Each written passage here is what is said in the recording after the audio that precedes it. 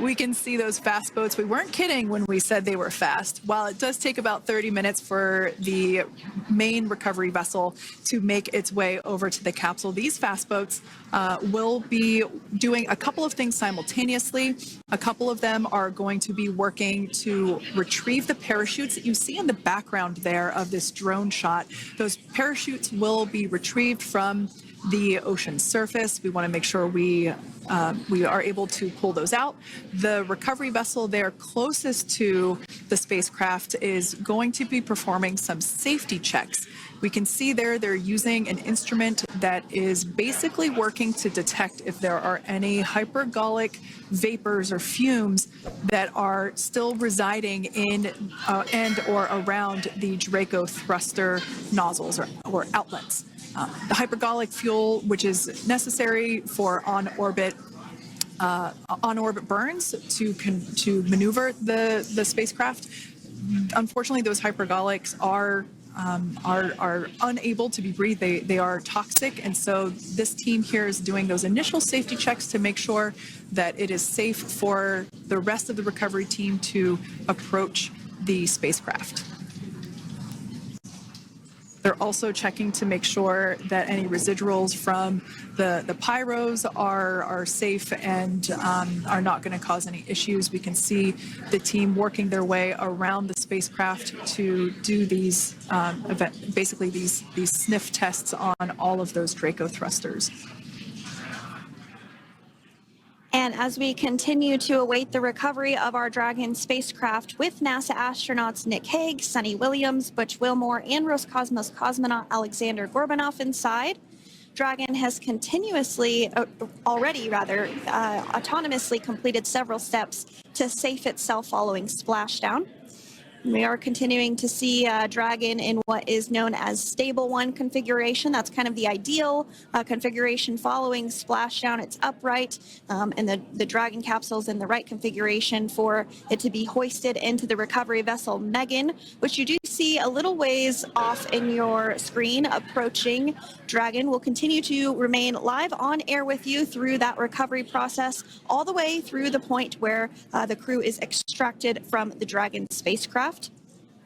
Now, if you are just joining us, the mission has gone smoothly so far. Dragon successfully splashed down off the coast of Tallahassee, Florida at 2:57 p.m. Pacific, 5:57 p.m. Eastern Time this afternoon. Approximately 17 hours prior to splashdown, Dragon autonomously undocked from the International Space Station, completed a series of departure burns, jettisoned its trunk section, and performed its final burn, the deorbit burn. This placed the Dragon spacecraft on a trajectory toward Tallahassee, Florida. Dragon successfully re-entered the Earth's atmosphere, followed by deployment of its parachutes to slow the spacecraft down to a gentle splashdown. We're now going to follow the Freedom. Hypergol sweeps and unfired ordnance checks are nominal. Rigging is in progress. Approximately 25 minutes until capsule lift. Stand by for PMC with SpaceX flight surgeon.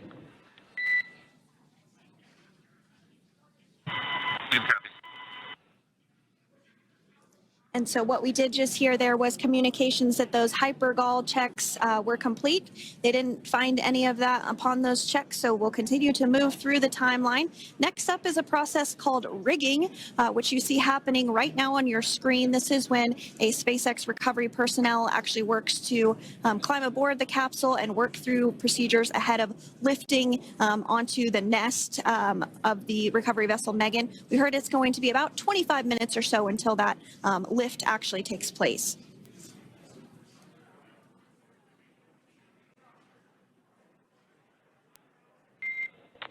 Okay, Freedom, the next call will be from the SpaceX flight surgeon on Dragon at Ground Private. Understand.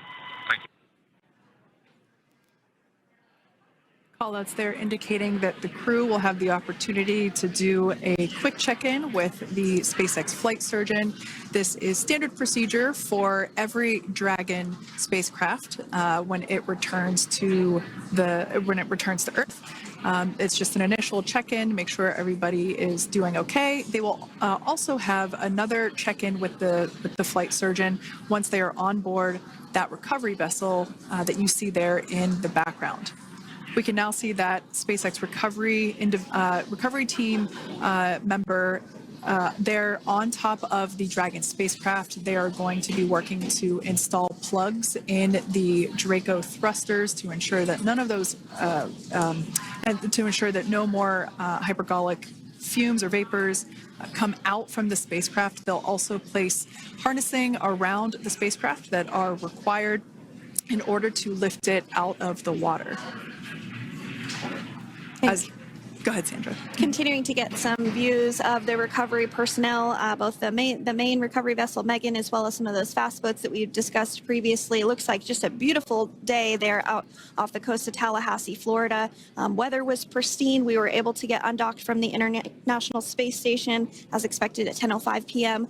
Pacific time yesterday evening, and Crew Dragon has since completed steps ahead of its splashdown at 2:57 p.m. Pacific, and we're now stepping through procedures to get Dragon hoisted up onto the Megan recovery vessel and get the crew extracted out of the spacecraft. And you did see some of the parachutes that were near the spacecraft. Upon detection of landing, Dragon automatically releases those main parachutes to prevent wind from pulling the spacecraft. Dragon then automatically safes any pyrotechnics that may still be present on the vehicle and may automatically perform additional minor system reconfigurations. The astronauts will remain seated and in their suits at this point, but the onboard air conditioning keeps things temperature controlled inside the spacecraft so the crew remains comfortable, and the communication systems. Freedom, SpaceX, ComCheck. SpaceX, this is Freedom. We loud and clear. Copy that, Freedom. Have you loud and clear as well, and Dragon to ground is no longer private. Understand, thank you. As we saw there on the screen, we have a couple of fast boats in the recovery fleet that have quickly moved into the splashdown location. They are being followed by one of the main recovery vessels, which will move into position upwind of the spacecraft. The two fast boats have very specific roles.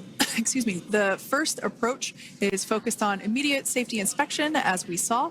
They do this for spacecraft integrity and checking for any presence of those hypergolic propellant vapors.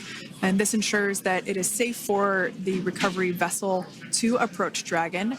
Once Dragon is cleared for full approach, as we heard is the case today, the team begins rigging the spacecraft for water recovery by the recovery ship. The second fast boat is responsible for parachute recovery and also serves as a redundant boat to the first one that makes the initial approach to the Dragon spacecraft.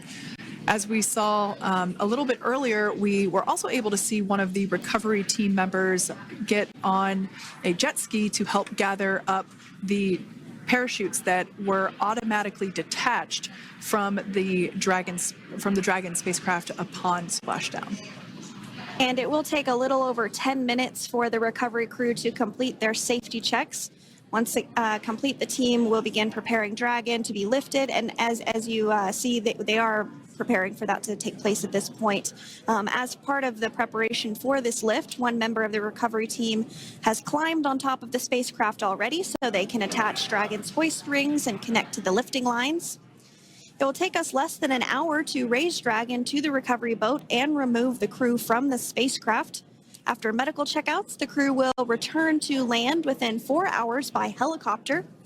And if no additional medical assistance is needed, the crew will board a waiting NASA plane and depart for Houston.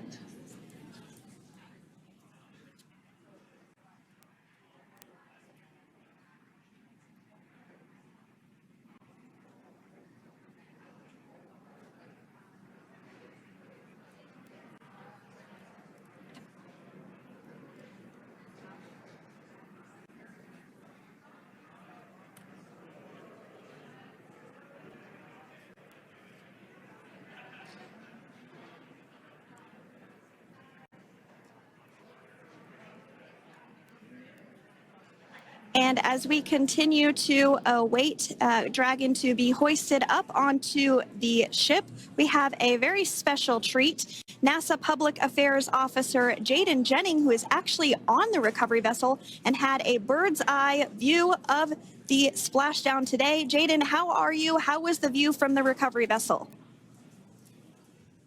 Hi, Sandra. How do you hear me? I've got you loud and clear, Jaden. It's so great to hear you.